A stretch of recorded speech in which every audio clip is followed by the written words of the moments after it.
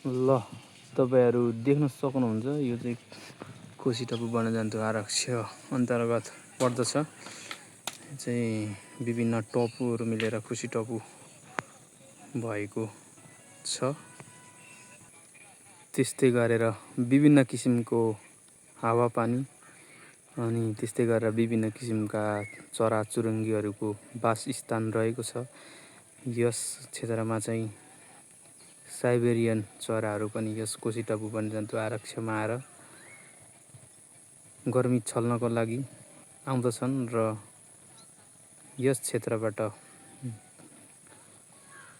अन्डा पारेर चराहरू हुर्काएर बच्चाहरूलाई लिएर आफ्नै देशतिर साइबेरियातिर प्रस्थान गर्दछन् र यो एकदमै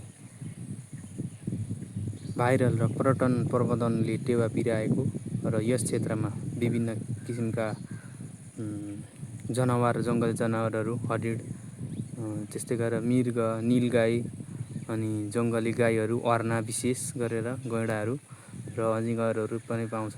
ल हेर्नुहोस् यहाँको एकदम बवाल यस्तो बवाल छ है। तपाईहरु पनि आउन सक्नुहुन्छ देख्न सक्नुहुन्छ। तपाईहरुलाई म देखाउँदैछु तालहरू त्यस्तै किसिमका सिमसार पनि र यस सिमसारमा चाहिँ गोहीहरू पनि बसेको हुन्छ र गोहीले चाहिँ माछाको लाई आहारा बनाएर खाने कोसिस गर्दछ र खान्छ पनि देख्न सक्नुहुन्छ।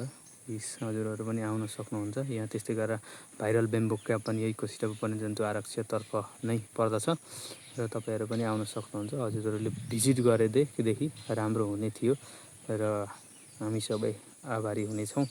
र स्वागत छ हजुरलाई। नमस्कार, बाई बाई, भेट्दै गरौँला है त। यसो मेरो फेसबुक टिकटक त्यसै गरेर युट्युब हेरेर साथ सहयोग गरिदिनु हुन हार्दिक अनुरोध गर्दै नमस्कार, बाई बाई। आजलाई यति नै।